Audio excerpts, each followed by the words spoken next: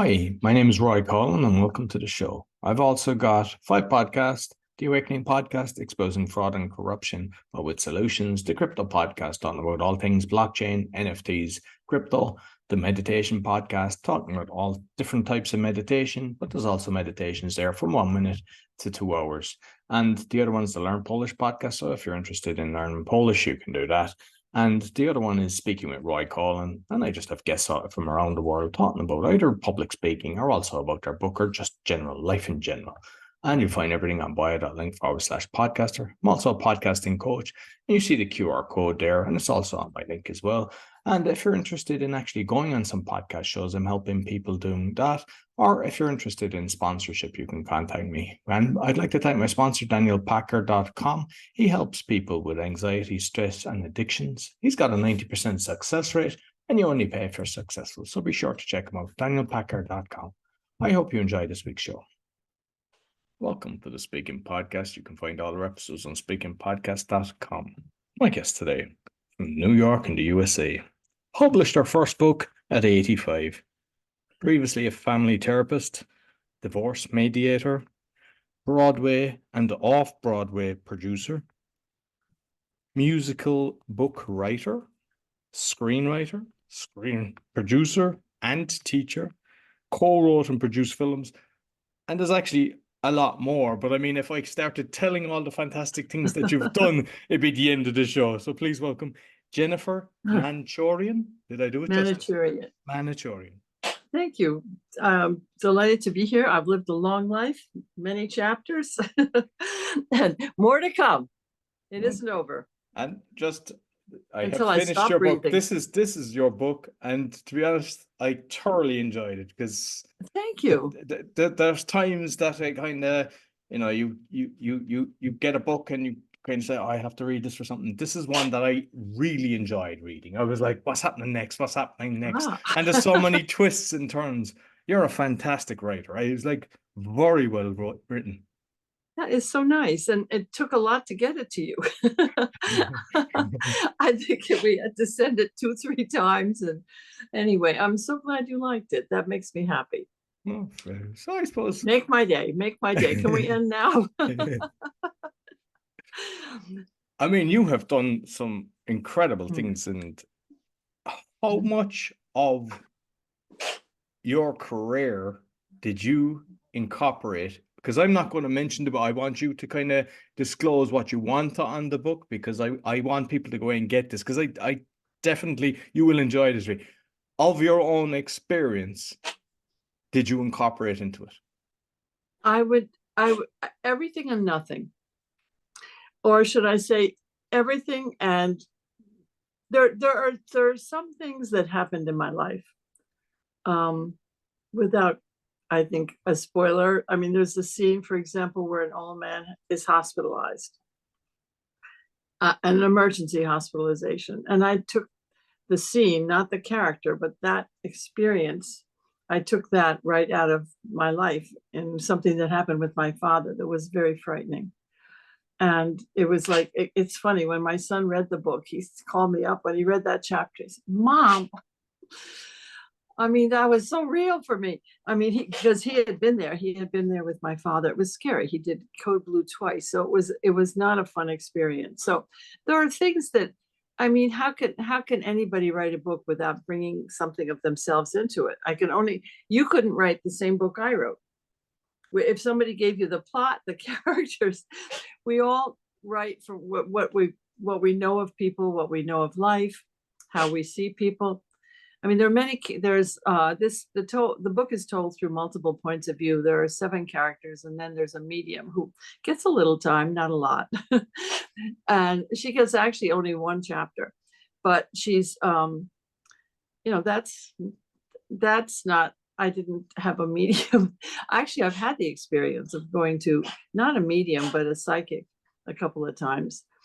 And but the characters, it's a diverse amount of characters. And I felt that I knew enough about it's different. It goes from the age of, well, actually there's a teenage girl, but she's not a main character. But so she's like the youngest character in the book, and the oldest is 95. and in between all different, there's some there's some men in the book, there's some women, people of different ages.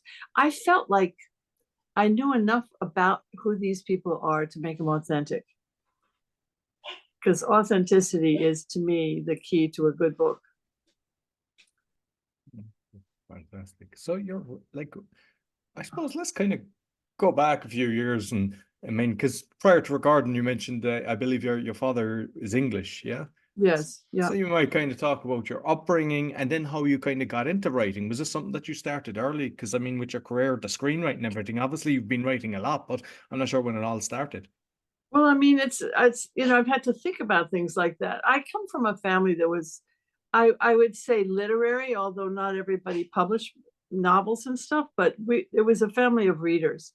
My father was an intellectual.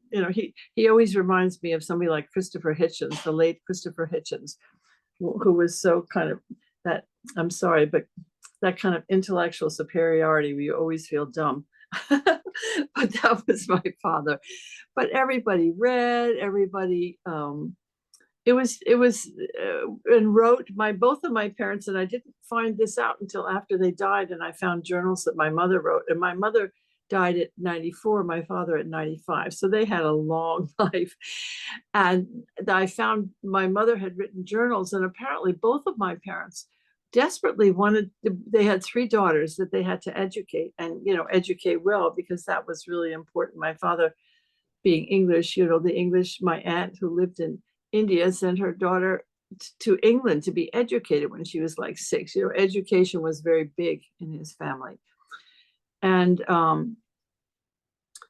so they wanted to make sure we were really well educated. Of course, I was a rebel and I dropped out of college, but I won't talk about that right now. I finally got back, but my parents both wanted to write the great American novel, or a novel that would support them, so in a way that they could live a good life and educate their 3 daughters. And so both of them wrote novels, and I found them, and they didn't make it. But we just wrote. Listen, we also lived in an era where people actually wrote letters. Do you remember that era? I do indeed, yeah. Everything wasn't electronic. But I've always liked to write, and writing is how I formulate my own thinking. So if something's really bothering me, I may write, just to kind of get a handle on it. It helps, it calms me down, and it also helps me think.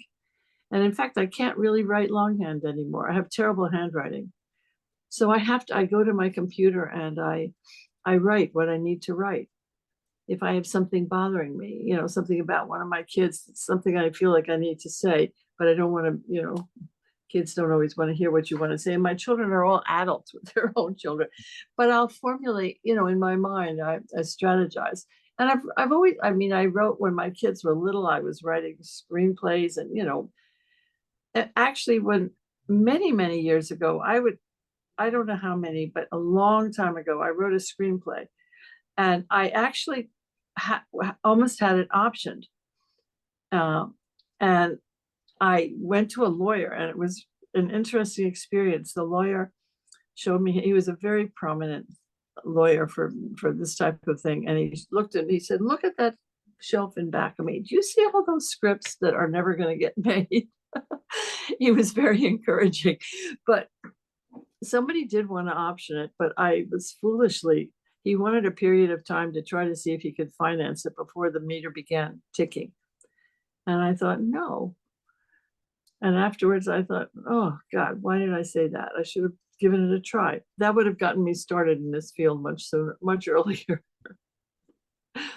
So you mentioned the Rebel. Oh, you said how I grew up. I grew up. No, I want to go into the Rebel Jennifer, because I know, let's hope your children and grandchildren don't hear this, but let's hear about the Rebel Jennifer. Can I whisper? They know about it, because I send them the most inappropriate text messages, not videos. Rebel, by rebel, I mean that my older sister, I have 2 sisters. I'm in the middle, and my older sister is 6 years older, and she went to a very good private school, and she and my father would be, quoting Wordsworth or Keats or whoever they'd be quoting.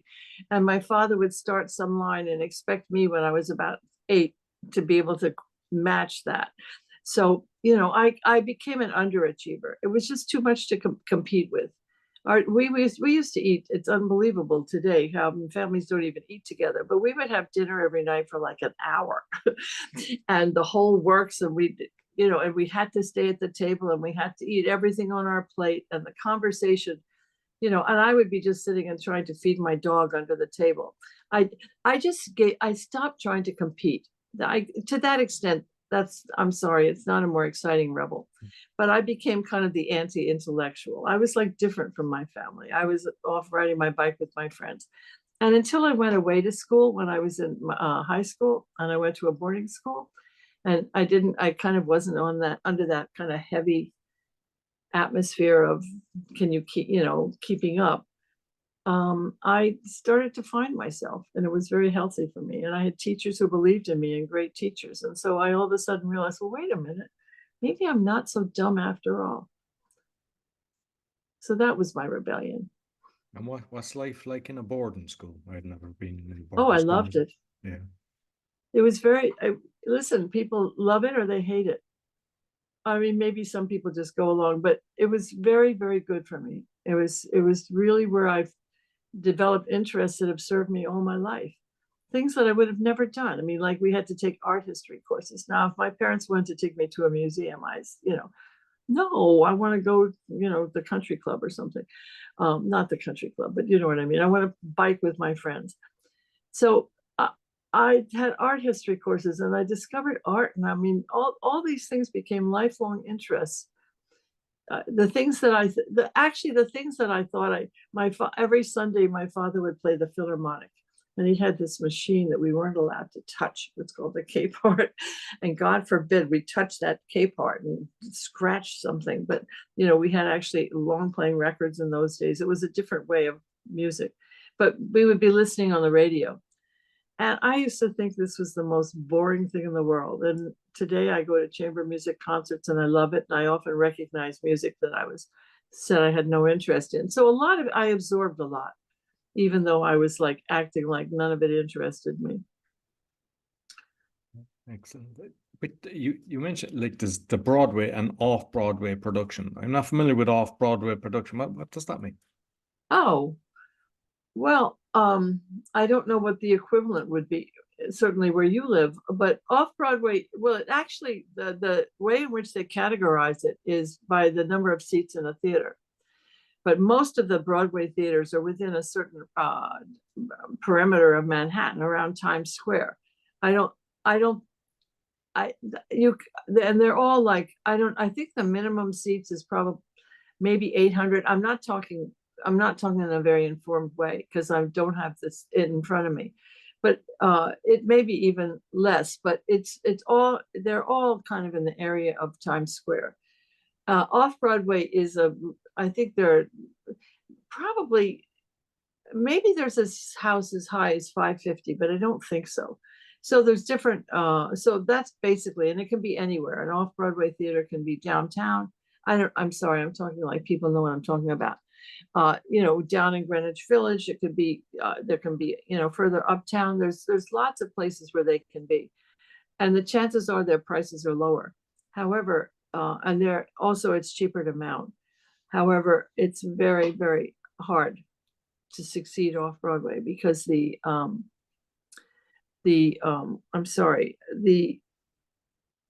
competing with Broadway because Broadway prices these days can be so low that if you can get a ticket to the thing you think you need, let's just say Hamilton, because most people have heard of Hamilton. If you can get a ticket for Hamilton for like $100, which you probably can't, but if you could, and then the off-Broadway theater is like $85, most people will say, well, wait, I need to see Hamilton. So I mean, the off-Broadway theater people are going to hate me. I hope they don't hear this, but it's just really, really hard to succeed. And the shows that have succeeded the most have been branded elsewhere. Something like Avenue Q, which ran on Broadway for many years, then did a cheaper version, not cheaper version, but they went off Broadway because they they could no longer sustain a Broadway audience, and they were very successful. So it's just different. And actually, there's a off-Broadway show I did many, many years ago. I'm one of many, many producers on it, so don't give me credit for the show. But it's I am above title producer, and it's Stomp, which most people have seen because it's all over the world. Have you heard of it? Stomp, no. No? Oh, well, not all right. So not everybody's heard of it, but it's all percussion. Okay. It's very clever. It's all percussion, and we're no longer playing on Broadway, off Broadway, but we do have a tour, and it's plays. Well, anyway, it's an interesting. Listen, theater is, most people think it's very glamorous, and maybe opening night is glamorous. It's not a glamorous business because it's really, really hard to succeed. Many shows that are running for a long time may never even recoup their initial investment. It's a very, very tough business. Most plays, I think 20% may succeed. So it's real, and so you go into it and you lose other people's money, and you probably lose some of your own. And it's a daunting business. But I love to be an audience member. With the screenwriting then, what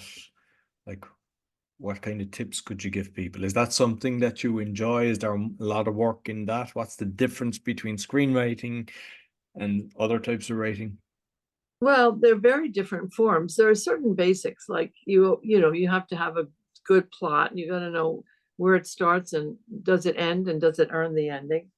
You also need to develop your characters, and that's really something that's, particularly as a teacher, I really emphasize character development, because it's character development isn't just imagining somebody. It's somebody who has to live in your head for a long time and become so real. You know how this person thinks, how that person talks. But in terms of the forms are so different. When you write, and theater writing is completely different too. All three of them are different, because in theater, it's mostly people talking to each other or singing at each other. Oh, what a beautiful morning. Whereas, so that mostly it's dialogue, and it's dialogue driven, and you don't have this, you can't go as many places. You can't, you don't have the ability to open it up, and the way you do in a movie where you can, do it anywhere. You can be anywhere. So it's much more confined, and the dialogue, of course, has to be. The dialogue in movie and screenwriting is very, very, I was going to calculate. I don't know if that's the right word, but it's every word has to be really chosen, or, what's the meaning of each scene, and what is it you're trying to get out of it, and how does it move the story forward or help you know the characters better. So it's quite different, and there's an economy to it. In screenwriting, you can start in London and wind up in Tokyo. You can go all over the world, and so the camera does an enormous amount of. I say it does. It's like your best friend. It does a lot of work for you. It shows you things. If you say that, in the novel they looked at each other with the eyes of love or something corny like that, in a movie you can see it. There's so much you can see. You can see, but by the same token, each scene, each person who's chosen, what they choose to say, has to sound real, and yet it isn't real dialogue. If we met somewhere and we were sitting and schmoozing and we're talking about how'd you get here, how's the weather, the audience would die of boredom. So it has to be very precisely chosen what you write about in each scene, and how it then moves the full story forward. Who's introduced in it? What if this person's introduced in the movie? It's not just somebody introduced. What is that person? What purpose is that going to serve? Where is that person going to come in terms of the plot? Now, novel writing, which was hard for me, to be honest with you, because you don't have the camera.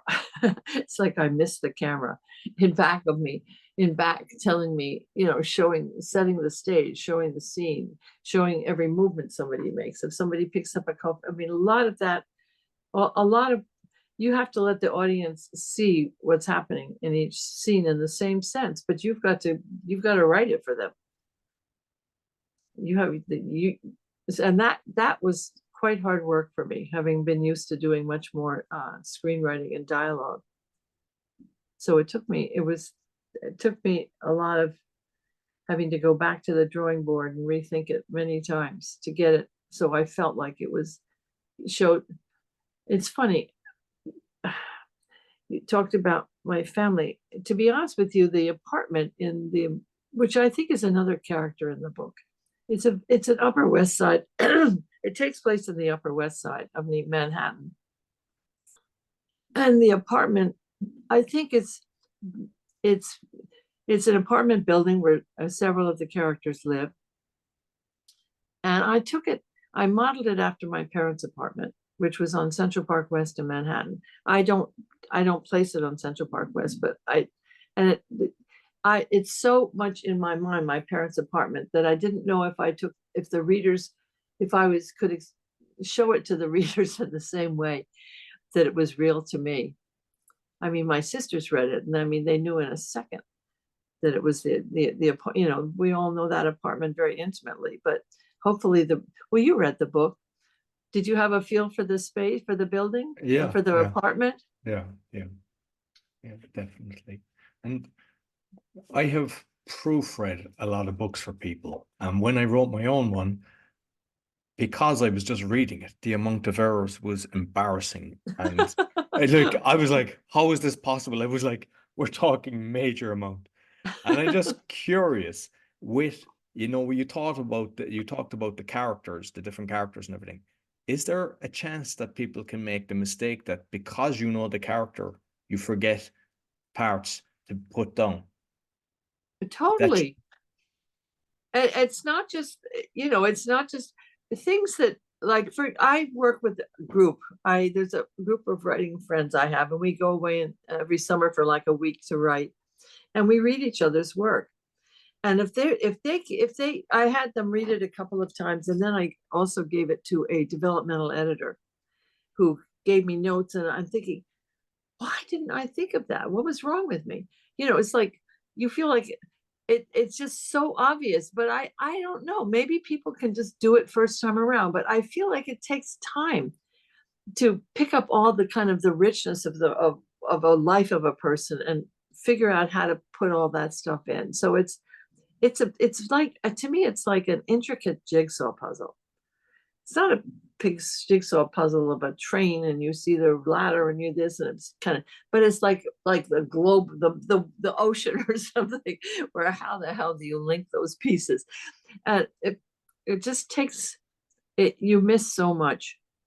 And you also can't read it after a while. When you've been reading it so many times, you can write a sentence with a missing word and you fill in that word. So you don't even notice it. Yeah. Oh, so it's not you. So you previously was a divorce mediator, and there's relationships in the book as well. And we just touched on it ourselves prior to recording, but because of a lot, especially during the last lockdown, a lot of relationships broke and everything. And perhaps you could give some advice for people, because I have seen it work both ways. I'm lucky. I have got a fantastic relationship. I even have a podcast. I have a beautiful child from that. But I've seen it with friends and it becomes terrible. And they use like kids with a pawn. But even if there's no kids involved, and it kind of just destroying assets in businesses. So you might let people know a good way of doing it instead of the hatred way. Well, listen, it depends upon how long people have been sitting up waiting for this and how angry they are. And, if one person's cheated, they weren't expected. When people are really angry, it's very tough to mediate. It just is, and it's unfortunate. But I really draw more from my family therapy background, because one of the questions first of all, people are so unprepared for how hard divorce is, which is so, it's so common in our culture. And so many people are divorced that people don't realize that it's like a hurricane hits you. It's, what's the highest level? Like a level 5 hurricane hits you. Your life, your kid, if you have kids, they're affected, your finances are affected. I mean, it just turns your life upside down. And I did a fair amount of research for a book chapter I wrote when I was called The Family Life Cycle. This is a long time ago, about the effect of divorce. And I had done quite a bit of research on it. And maybe the research had changed, but at the time it felt like it was like a 2-year process of kind of getting back your life.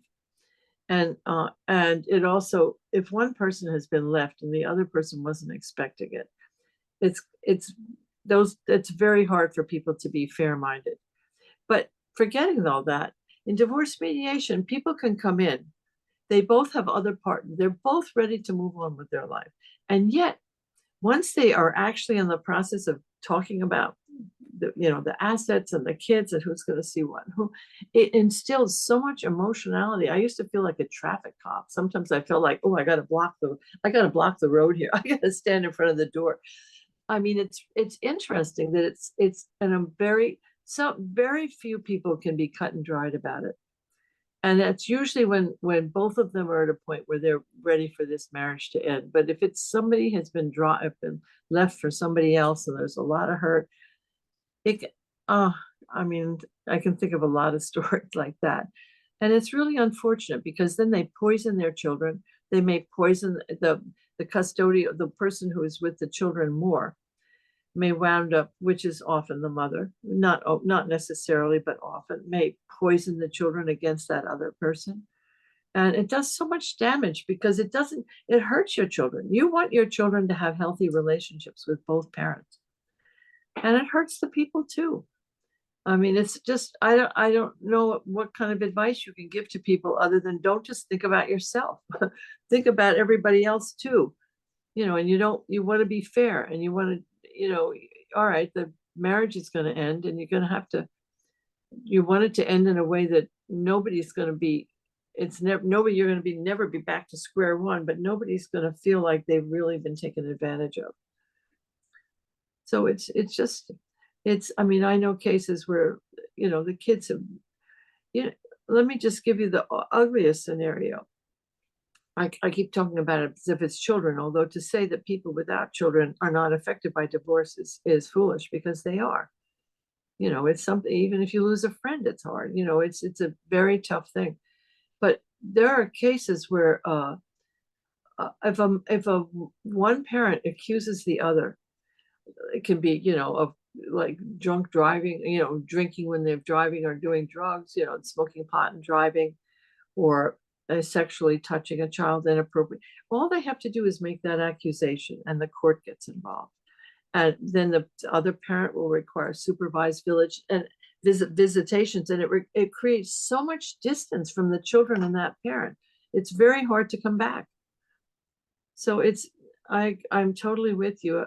Amicable divorce with people whose focus is on the people who are hurt by a divorce. I mean, you're making the decision. Who are the people hurt? Who's focus on what those people are and what they need, and they don't need parents at war. And if both parents are able to move on with their lives and make healthy lives, children can adjust. Kids are adaptable, but they can also be hurt. Absolutely.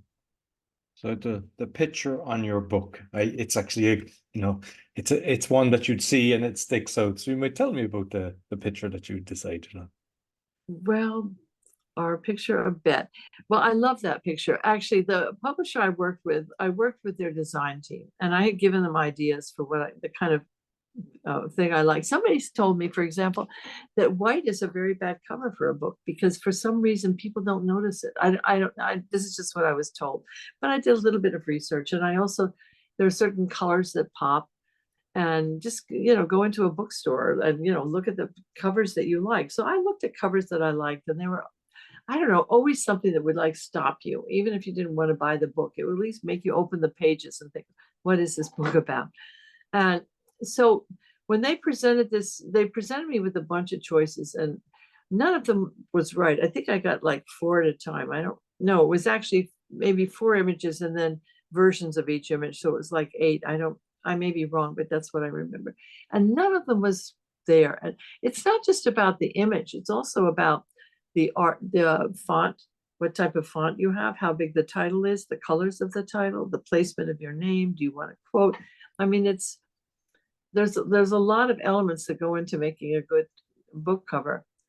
But that old lady, I came back to her after I refused all the first batch, and they sent me another batch, and I kind of went back to her. But then we made some adjustments in terms of color, and I think she wears, I have to look at her. I don't remember. I see it so much I don't see it anymore. She had a dangly earring. I felt like that got in the way of the title.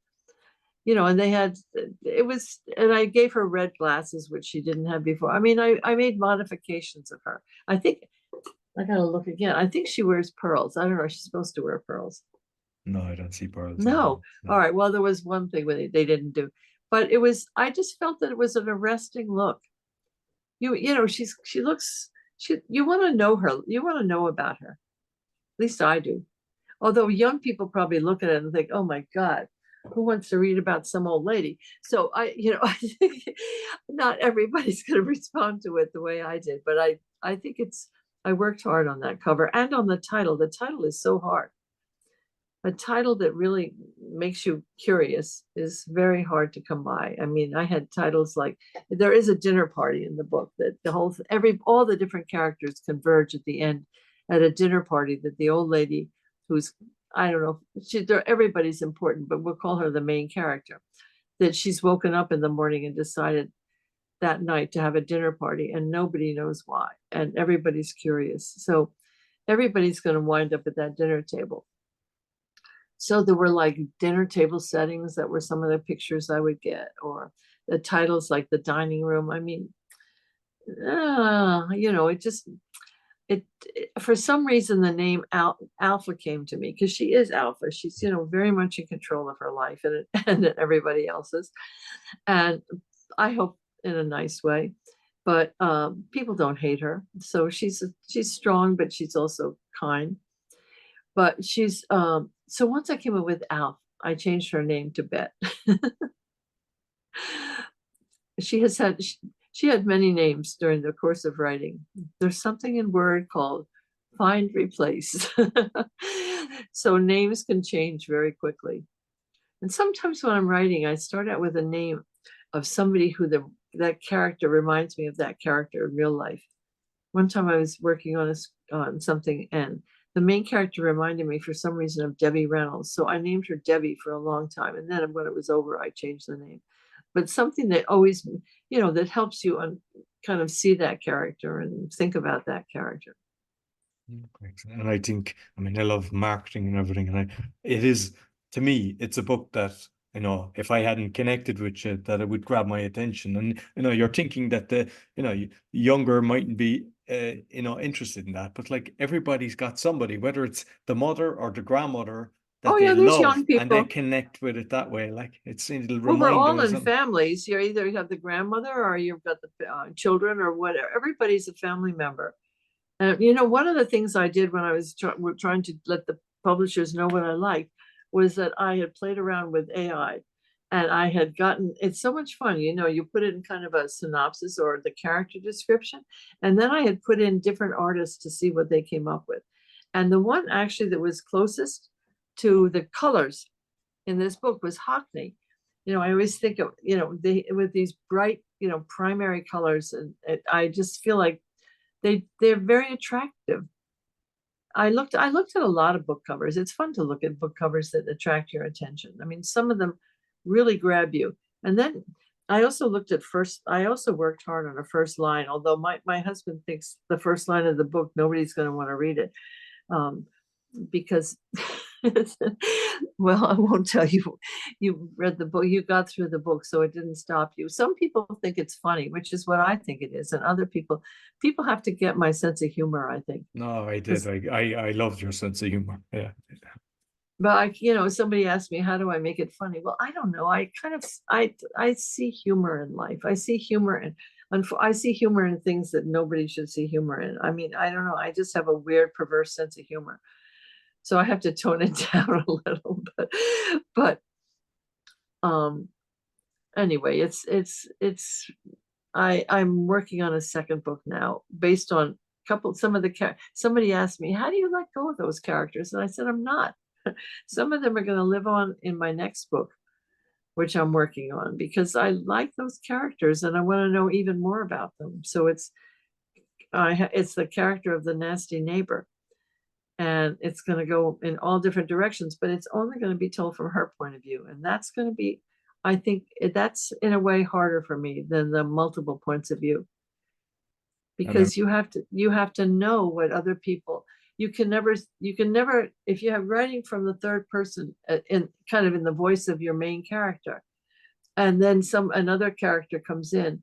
Oh, or let's just do for instance, for example, I'm the main character, you and I are talking, and I write, and Roy was thinking such and such. I don't know what you're thinking. So I have to somehow, it's the same way in screenwriting, where you can't write interior. You can't put somebody's interior thoughts, because it has to be actionable. What you write, you have to be able to see. So I can't write about what you're thinking, right? I can guess what you're thinking. There's ways in which you can somehow get around that, but you can never write directly what somebody else is thinking who's not your main character. And because as I was reading it, I was thinking this would make a great movie. Is it something that is possible? Well, everybody says that to me, and I think it would have to be quite different. It's not on my horizon right now, because I just made a movie this year, and now we're in 24. In 23, we filmed a movie that had actually been almost 10 years in the making. I had read a book by a writer, Lisa O'Donnell, called Closed Doors, in about 2014, and it took place in Scotland, in an island in Scotland, and it's a story of family trauma, and it's about how there's a young kid, and he's kind of, everything is his point of view, and it's done about the impact of trauma more than the trauma. Well, our movie is much more focused on the impact. We don't, the people there's no court case or any of that. It's just about how it reflects, how it impacts everybody. But I was very taken by it, and I optioned it. And initially, Lisa had done a couple of screenplays, and she's a wonderful writer, but it was very much in her voice, the kind of her point of view of it's the Scottish point of view. And I was advised that it's far easier commercially to get a film made for me in the United States. And so I sort of took over the writing of it, and I spent a long time writing this and getting it to the point I wanted to. And along the route, without going into detail, I got a woman, Erin Miller, who was also interested in it, and she helped me with numerous, God knows how many drafts. And finally, we felt it was ready to find a director, and finding the right director for your film is a long process. And so finally, we got a director, and COVID rolled around. So it's been a long process, but we filmed it in Minnesota, which is a state. We arrived, I don't know what it's like in Poland, but we arrived in May, and it was snowing. So it's supposed to take, a lot of it takes place in summer. There are some scenes where they had to paint the leaves green or put leaves on trees. It's funny, after we filmed it. But I went through the process last year of both finishing this book, getting it out, marketing this book, filming a movie, and going into post-production, which was, there's just so much, and I was a producer on it too. So at this moment, and we're in the fest, we're entered in a couple of festivals, and we'll continue to do the festival route, because I think it's a good movie. I think it's a very good movie, and we'll see what happens. But having just gone through that process, I know how long it takes. I am not young. You said how old I was. How much time do I have? Yeah, but you're 21. You have a 21-year-old heart. That's the most important thing. Well, I hope my body, I actually had a checkup yesterday. I'm very, very blessed with good health and good genes, because my mother had this energy, this drive and energy. One of my sisters has it, the other doesn't have it the same way. I don't know. I'm definitely driven. I'm driven to get my father's approval, which is never going to happen. When I got a master's degree, my father said, and first of all, I dropped out of college. I didn't drop out to get married, but I wound up getting married before I went back to college. And I didn't get my degree until the year I had my 5th child. And, going to school and having 5 children and over a 14-year age range and different schools and transportation and after schools and everything else. I mean, I'm lucky I got it. And then I went and got a master's degree. And the year I got the master's, all my kids, we were all in school at the same time. It was really fun at every level. I'm doing a master's. My daughter was in college. One is in high school, all down to nursery school. We hit every level. And my father said to me, listen, he's not alive. I can't be sure it's a direct quote, but I think what he said is, when are you going to get your PhD? And I thought, oh my God. He's also said to me, you can never know more than I know, which is, a lot to me. I used to think I was driven kind of, and my sisters thought, I still think that I was driven to kind of get my father's approval. I no longer think that, because that goes back to my mother's diaries. She was always trying to achieve. She never did enough. I so identified with how she felt. Like every day she had to have so much that she achieved. And so I think that I think at this point it has a life of its own. I'm driven because I love what I do. I'm a happy person. I love my life. I've got a big family, a lot of grandchildren. Right now I'm knitting a doll for the friend of the partner of one of my grandchildren who just started college, so she can snuggle with him at night. And things like that just give me so much pleasure. There's so many things I do in my life that just give me simple things. But I wake up in the morning waiting to go and start writing. I mean, it's just so.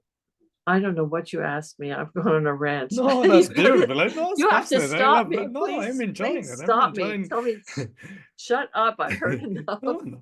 So you self-publish, I believe, yeah? Was it a hybrid publishing? Hybrid. Well, there's different ways of self-publishing. You can, I think, and I haven't done it, so I don't know the answer, but I think you can just send your book off to Kindle or something, and they will publish it for you. And you can pay some prices to advertise and stuff, but they're not going to edit it and copy edit and do all the things that mine did.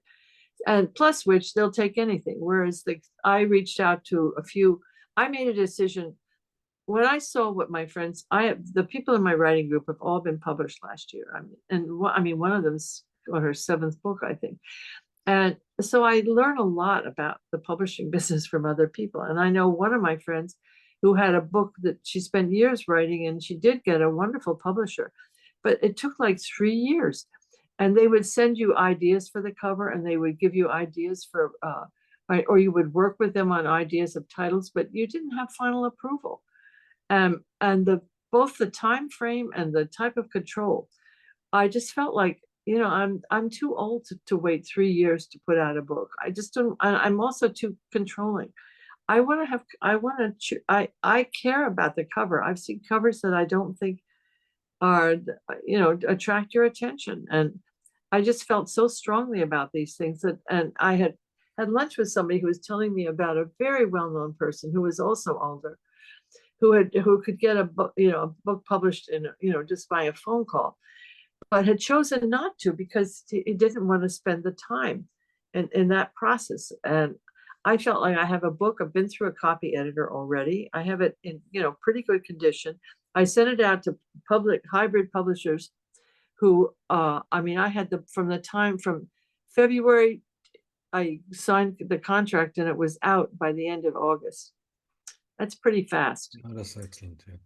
And one of the reasons it was fast is that they felt that it didn't need any changes, because they also sometimes will recommend, because the publisher I used only accepts 15% of submissions.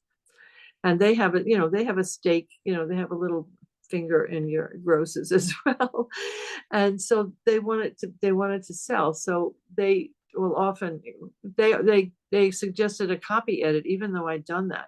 And it's so amazing how, I think it was combed through again, you'd still find mistakes, just little things like, a word you forget, a little word, a misspelling, it's, so I did have the copy editing done. But they felt it didn't need to have a real developmental edit done. So I had done all that ahead of time. So I felt it was, it was as far as I could take it. Now, if I had gone the other route and gotten an agent, which I think I could have, but an agent may have made suggestions, so I have to go back to the drawing board. They may have wanted me to work with it. Then if they had found a publisher, which may have taken also another year, I don't know. They may not have found one. Then they might have suggestions. I mean, it's a long process.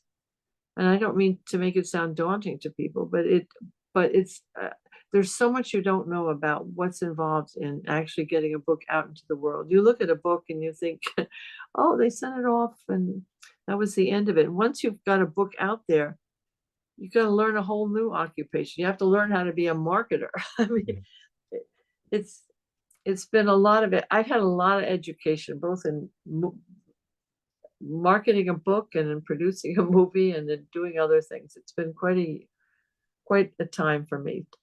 So back to whether this book will ever be a movie. I would love to get somebody who was interested, but then I wouldn't be happy with it. So it's in the back of my mind. I'm working on my second novel, which is based on that character, and I'm fairly far along if I could find the time. Would I then want to go back and revisit it? Maybe. I might. I'd love to get like Reese's book club who wanted to read it and take it and make a movie out of it, but that's not gonna, it's unlikely. So I'm just doing my own way, see what happens. And just finally, the audio. Have you created the audio, or do you plan to have? Yes, the I audio? do have. I have an Audible book. Okay. Did you use your own? Did you narrate it yourself? No. Well, I don't know if I'm that good a reader. I don't know that I am, but there was an actress I wanted to do it, but she kept saying, "Oh, I'm not good at it." She would have been very good. They gave me several choices of people, and I think the narrator is good, but as I mentioned, my book is all different characters, and they all have a point of view. So you have to be a young Iranian guy, a young Croatian woman. You got to be an old lady. You've got to be the daughter of the old lady who's got her own voice. I mean, you have to be able to distinguish the characters, and it's not that easy a job. I don't think I could have done it. The most brilliant person ever was Jim Dale, who did the Harry. I don't know if you ever heard of any of his Harry Potter. He did all the characters in the Harry Potter books, and it was incredible. And I heard that what he would do is he would record each voice of each character to make them all different. And then when he was reading a segment, he would find out he would listen to who those characters were, and then he would bring them to life. Oh. I am not an actor. Yeah, that's a serious talent to have to be able to do that. Yeah, I could have done the old lady, maybe. I don't know how I would have done the young girl, because I don't know if my voice sounds old. I don't know. I don't think so. Listen, Jennifer, I thoroughly enjoyed this conversation. You might let people know where they can find you. They can find me. I have a website, Jennifer. It's HTTPS, the whole thing, not www, but HTTPS:// Jennifer.mins.net. Should I spell my name, or no? I'll put it both in the audio and video that they can find the links. Right. Yeah, and on that website I have other things I do, some of the a couple of films that I've been involved with, and just various things I've done. And so it has information about me. It has information about the book. I think there's portions of the book that somebody can read.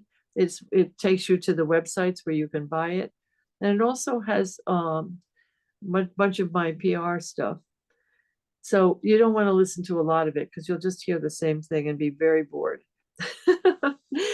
But I'm on Instagram as well. If you click on the links at the top of the website, it'll take you to each of Instagram, LinkedIn, Facebook, all the things you have to be on. And I'm on online book sites. So any online book site, you can get both an ebook, a paperback book, or a Audible. And if anybody likes the book and wanted to have a book club, friends do it or something, you can go to a local bookstore and ask them to order it, and they can order the book and through a company called Ingram. And the thing about Ingram that's good is that they can return them if they don't sell all of them. So if local booksellers wanted to buy this book and offer it, I got a good cover to look at. So give it a try. Put it out for Mother's Day. Yeah, thanks. I'll make sure I put all the Facebook, the Instagram, all of them on the show notes for both the audio and video. And what I would say is, this is the book again, so that you know what to find it. And when you do get it, what I encourage you to do is make sure you give Jennifer a 5-star rating, because it really helps, because it puts it up the charts and it makes all the different bookstores kind of realize this is popular, and it'll share it to other people. And also maybe perhaps if you really enjoy it, take a picture of it and share it on your Facebook and everything, because it all helps. And who knows, we might get this movie after all, because I'd love to actually watch it. You're so nice. That was a great thing. I mean, the stars are amazing. I mean, I don't know that I as a reader, or forget about reader, if I buy a chair, for me to give the highest rating, I don't know. I don't know what it is, but it's my middle child, the Libra in me. I will, even if I love it, I might go for a 4. And when people I read a review that says, I loved it, this, that, and then they give me 4 stars. I said, what's wrong with you? Couldn't you have given me that 1 extra star? It makes such a difference. But, it's frustrating. I mean, some of the people in Goodreads is so funny. People will write that, it really interested me and so forth. And then I didn't like the ending, and they'll give me like 1 star. And I don't know, it's frustrating. So I try not to read them very much. I have similar on the pod. I had for years 5-star for everything. And then I got a few bad ones. And I was like, they really went out of their way to give, and it was a 3-star. And I was like, they really went out of their way. And what somebody said, it actually helps you with the algorithms when you've got a mix of it. So it does? How does it help you? How? Because it's showing there's a mix of it. Because some people, I would think it'd be better if they were all perfect. Yeah, no. So, well, that's what they're saying. That might like podcast. But the funny thing is, somebody who doesn't like it, why did they read it to the end? I think there's just people, haters will always hate, so. Well, anyway, the whole thing's been an interesting ride, and I'm hoping to stay on the train. Oh, and I look forward to it next. It's going to be a plane, because if I'm going to get to that, it's going to be a Concorde. If I'm going to get to that movie someday. Oh, excellent. Listen, Jennifer, thank you very much. Thank you, Roy. So that's all for the Speaking Podcast. You'll find all our episodes on speakingpodcast.com. Until next week, take care. Well, I hope you enjoyed this week's episode. Be sure to give us a thumbs up, 5-star rating, and share with your friends. And you'll find all my shows with the QR code or bio.link/podcaster, as well as my podcast coaching. And I'd like to thank my sponsor, DanielPacker.com, helping people with anxiety, stress, and addictions. He's got a 90% success rate, and you only pay if you're successful. Also, if you'd like to go on a podcasting tour, I can help you do that. And if you're interested in sponsorship, you can contact me on my bio.link/podcaster. Until next week, take care.